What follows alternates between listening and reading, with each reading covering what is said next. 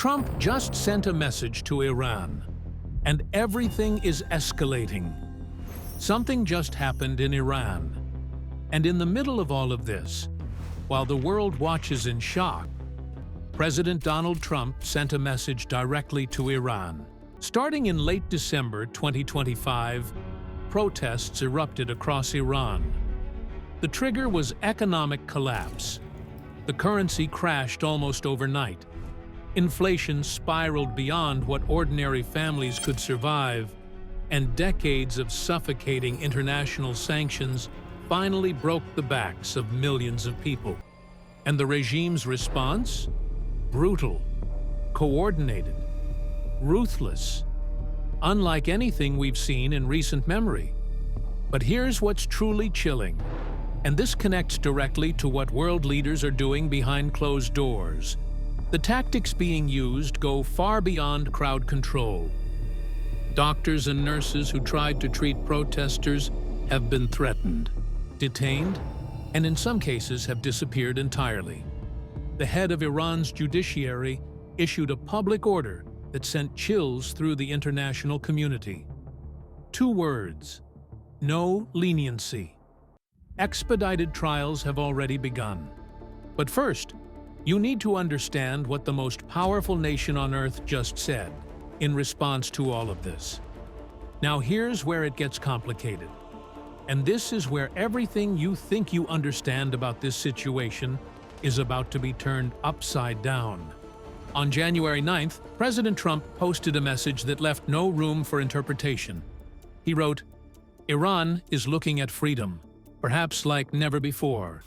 The USA stands ready to help." That phrase, "ready to help," echoed earlier statements he had made, promising intervention if peaceful protesters were killed. But he didn't stop there. On January 10th, Trump was briefed on military options.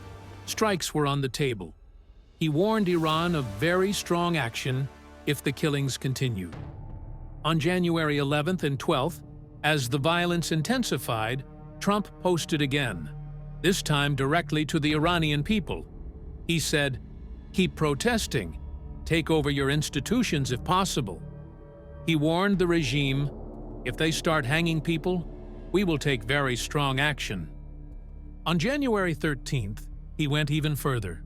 He posted, "Iranian patriots, keep protesting. Take over your institutions. Help is on its way." He canceled all meetings with Iranian officials. But here's where this gets even deeper. And what I'm about to show you will change the way you see this entire situation. Because Iran isn't just any country. In the Bible, it has another name.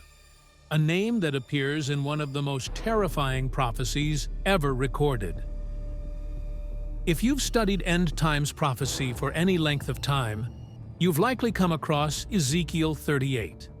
It's one of the most detailed, most debated, and most chilling prophetic chapters in all of Scripture. And what it describes has captivated scholars, theologians, and believers for thousands of years.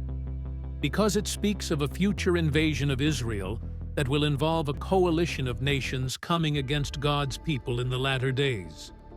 But here's what makes this chapter so remarkable, and why what's happening in Iran right now should capture your full attention. The nations in that coalition are named, specifically, by name, thousands of years before they would take their modern form. And right there, listed among the nations that will march against Israel, is a name that should stop you in your tracks. Ezekiel 38:5 says, "Persia, Ethiopia, and Libya with them, all of them with shield and helmet." Persia. That's the ancient name for modern-day Iran. This is not speculation. This is not loose interpretation. This is not a guess based on vague geography. The link between ancient Persia and modern Iran is direct, undisputed, and historically verified. The Persian Empire ruled from the land we now call Iran. The people, the culture, the geographic boundaries. They align precisely. When Ezekiel wrote this prophecy around 2,600 years ago, he named a nation that would not take its current form for millennia. And yet, here we are, watching that very nation convulse on the world stage. But here's what makes this even more significant. And this ties directly to what I showed you about the nations circling Iran. Persia is not alone in Ezekiel's prophecy. It's part of a coalition. And when you look at the other nations listed, the picture becomes deeply unsettling. Ezekiel 38, 2-6 describes a leader called Gog from the land of Magog, who is the prince of Rosh, Meshech, and Tubal. Now, scholars have debated the precise identification of these names for centuries. But the most widely accepted interpretation, supported by ancient historians like Josephus and early church fathers, places Magog, Meshech, and Tubal in the regions north of Israel, the area we now know as Russia and the former Soviet territories. The word Rosh itself has been linked linguistically to the root of the name Russia. Though this connection is debated, the geographic alignment is not. The invasion described in Ezekiel 38 comes from the uttermost north. And if you draw a line directly north from Jerusalem, you land in the heart of Russia. So what does Ezekiel 38 actually describe? A coalition led by a northern power, almost certainly Russia, that includes Persia, which is Iran. It also includes Ethiopia and Libya, representing nations in Africa. And it includes Gomer and Togarmah, regions that many scholars identify with modern-day Turkey and the surrounding areas. Now here's where this gets personal for everyone watching. Look at the alliances that exist today. Russia and Iran are closer than they have been in decades. Military cooperation, economic partnerships, shared hostility toward the West, shared opposition to Israel. These are not distant nations with no connection. They are active allies, coordinating strategy, sharing technology, and building a relationship that fits the exact profile Ezekiel described thousands of years ago. But here's what I need to make absolutely clear. The conditions that must exist for Ezekiel 38 to unfold are taking shape before our eyes. Not in some distant future, but right now. Think about what has to happen for the Ezekiel 38 coalition to function the way Scripture describes. Russia must be in a position of leadership and military strength in the region. Iran must be aligned with Russia and hostile to Israel. Turkey, a NATO member, must shift its allegiance away from the West and toward the Northern Coalition. These are not hypothetical conditions. These are observable realities. Russia has rebuilt its military influence. Iran has been a sworn enemy of Israel for over 4 decades. And Turkey, under its current leadership, has drifted dramatically from its Western alliances and moved closer to Moscow and Tehran. The board is being set. The players are taking their positions. And Iran, Persia, is at the center of it. But here's the darker possibility. And this is something most people aren't considering. What if the regime doesn't fall? What if it survives this crisis, bruised but intact? What if the crackdown succeeds? The protests are crushed, and the government emerges more hardened, more paranoid, and more committed to its alliances than ever before. A regime that survives an existential threat often becomes more dangerous, not less. It purges internal dissent. It tightens its grip on power. It doubles down on the relationships that helped it survive. And it views the outside world, especially the West, with even greater hostility. If Iran's regime survives this moment, its alliance with Russia will likely deepen. its hostility toward Israel will likely intensify, and its role in the Ezekiel 38 coalition will be more secure than ever. This is why what's happening right now matters prophetically. Not because Ezekiel 38 is being fulfilled today, but because the outcome of this crisis will shape whether the conditions for that fulfillment accelerate or delay. But there's another layer to this, and it's one that most prophecy teachers overlook. Ezekiel 38 is not just about military alliances, it's about the sovereignty of God over nations. Ezekiel 38:18-23 describes what happens when this coalition finally moves against Israel. God's fury rises. There is a great earthquake. The mountains are thrown down. Pestilence and blood rain from the sky. Fire and brimstone fall on the invading armies. And in the end, God declares, "Thus will I magnify myself and sanctify myself, and I will be known in the eyes of many nations, and they shall know that I am the Lord." The invasion fails, the coalition is destroyed, and the nations of the world are forced to acknowledge the God of Israel. This is the end of the story Ezekiel tells. But we are not at the end.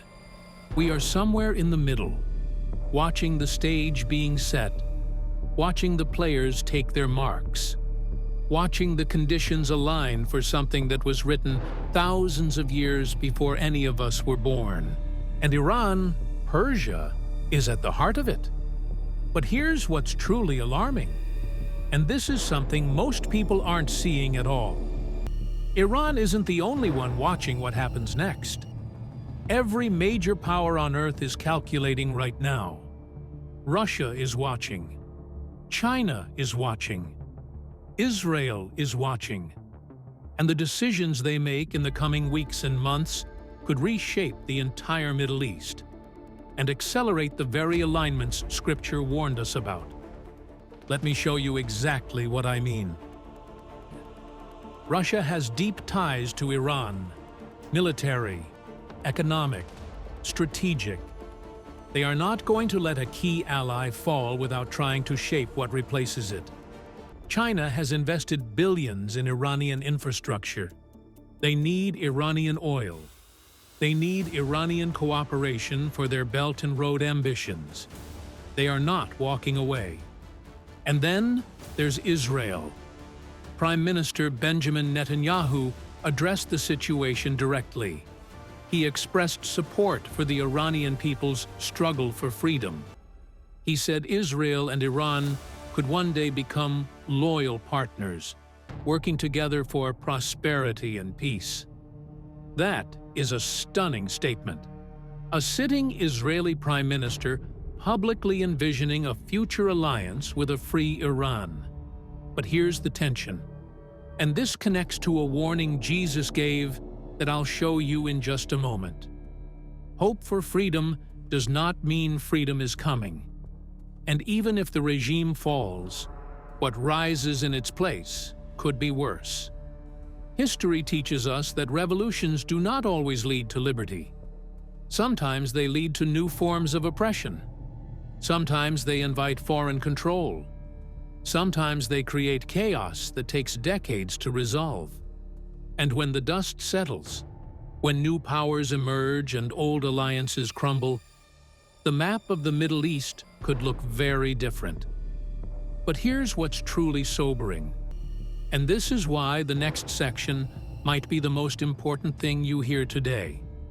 Because Jesus didn't just warn us about wars and rumors of wars. He warned us about something far more subtle. Something that catches people completely off guard. And it's happening right now. In Luke 21, Jesus gives one of the most sobering warnings in all of Scripture. He's speaking to his disciples about the end of the age, about the signs that will precede his return. And what he says in this chapter has been studied, debated, and wrestled with by believers for 2,000 years.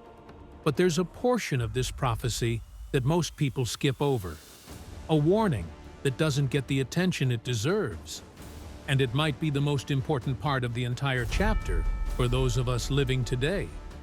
The disciples had just asked Jesus what signs would precede the destruction of the temple and the end of the age. And Jesus answered them with a litany of events that would unfold: wars, earthquakes, famines, pestilences, persecution, betrayal, and the gospel being preached to all nations. These are the signs most people focus on. These are the headlines. But then Jesus shifts his tone. He moves from describing external events to issuing a deeply personal warning about what will be happening inside the hearts of those who are watching.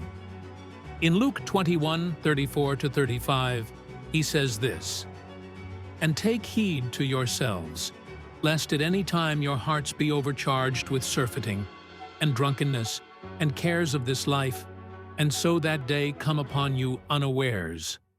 For as a snare shall it come on all them that dwell on the face of the whole earth."